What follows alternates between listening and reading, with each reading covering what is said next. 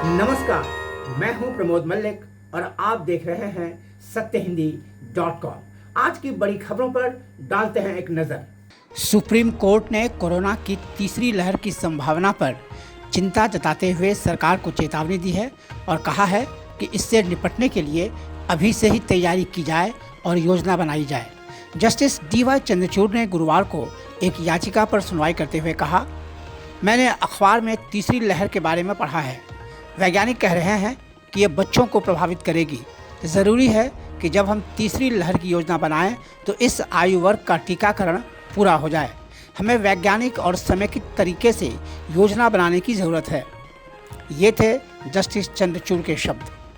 केंद्र सरकार के मुख्य वैज्ञानिक सलाहकार डॉक्टर K विजय राघवन ने बुधवार को कहा था कि कोरोना की तीसरी लहर का आना निश्चित है, लेकिन अभी ये नहीं कहा जा सकता कि वो कब आएगी और कितनी असरदार होगी।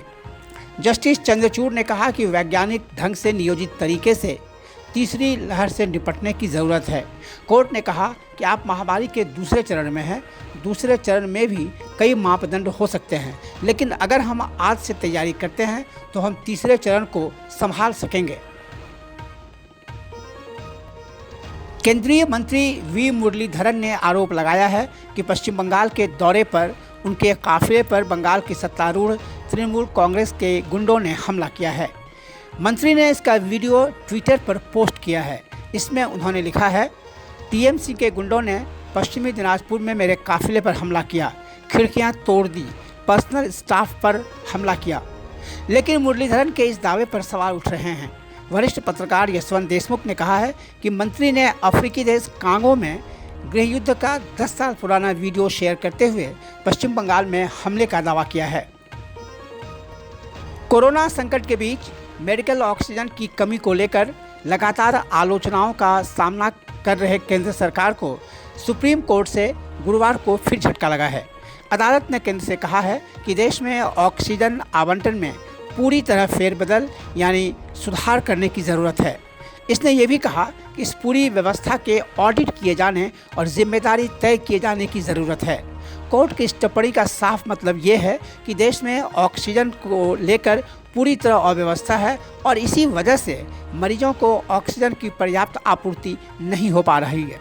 अब तक दिल्ली सहित कई राज्यों के अस्पतालों में ऑक्सीजन की कमी के कारण बड़ी संख्या में मरीजों की मौत हो चुकी है।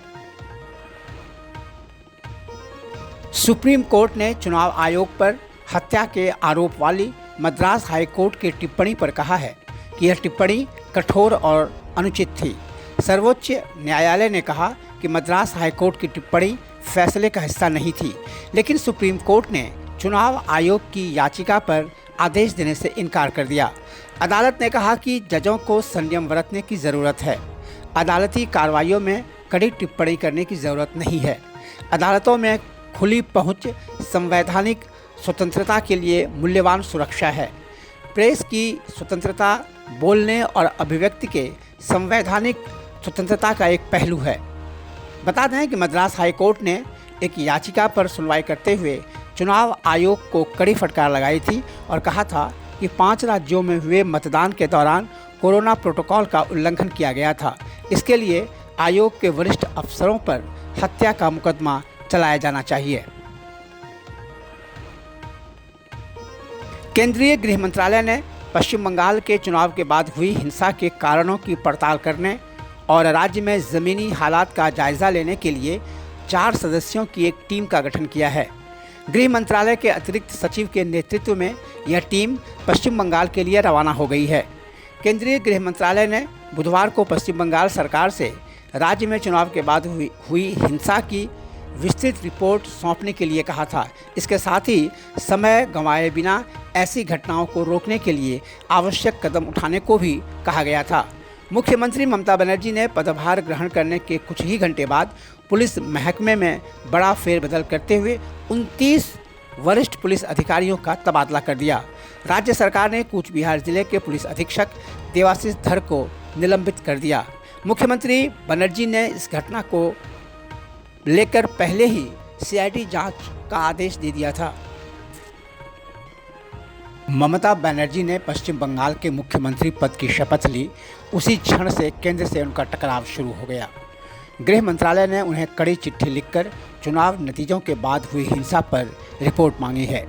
केंद्रीय गृह सचिव अजय भल्ला ने पश्चिम बंगाल में हिंसा पर कड़ा रुख अपनाते हुए ममता बनर्जी सरकार से पूछा है कि चुनाव नतीजे आने के बाद हुई हिंसा रोकने के उपायों पर पूछे गए सवालों का जवाब क्यों नहीं दिया गया है। उन्होंने इस चिट्ठी में लिखा, मैं आपको याद दिलाता हूं कि मतदान के बाद 3 मई को हुई हिंसा के बारे में जानकारी मांगने के बावजूद कोई रिपोर्ट नहीं दी गई है। इस दूसरे पत्र का गैर अनुपालन गंभीरता से लिया जाएगा। ये थे अजय भल्ला की लिखी चिट्ठी के अंश। ये पश्चिम बंगाल सरकार को 2 दिन में दूसरी चिट्ठी थी। केंद्र सरकार ने राज्य सरकार से पूछा है कि हिंसा को रोकने के लिए पर्याप्त उपाय क्यों नहीं किए गए। गृह सचिव ने कहा कि ताज़ा रिपोर्ट के मुताबिक पश्चिम बंगाल में चुनाव के बाद शुरू हुई हिंसा अभी नहीं थमी है। उन्होंने जोर देकर कहा कि हिंसा रोकने के लिए तत्काल उपाय किए जाएं और रिपोर्ट तुरंत भेजी जाए। राष्ट्रीय मानवाधिकार आयोग ने भी पश्चिम बंगाल में हुई हिंसा पर चिंता जताई है। आयोग ने पश्चिम बंगाल पुलिस के डिप्टी आईजी को इन मामलों की जांच कराने के लिए एक अलग टीम बनाने को कहा है।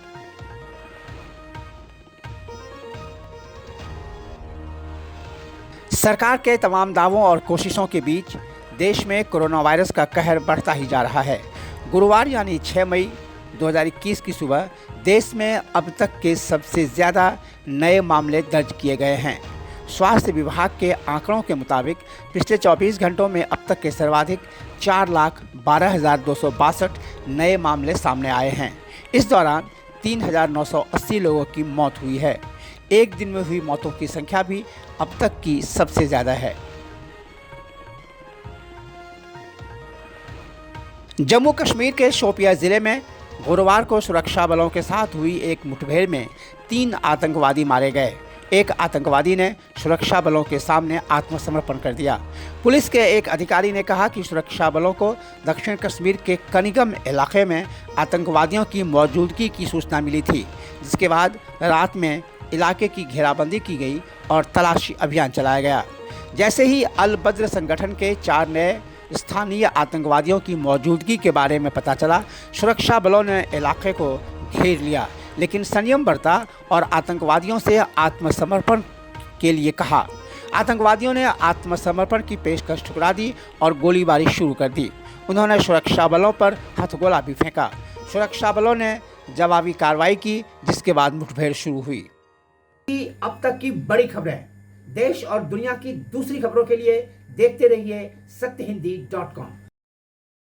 सत्य हिंदी का ऐप डाउनलोड करें गूगल प्ले स्टोर पर।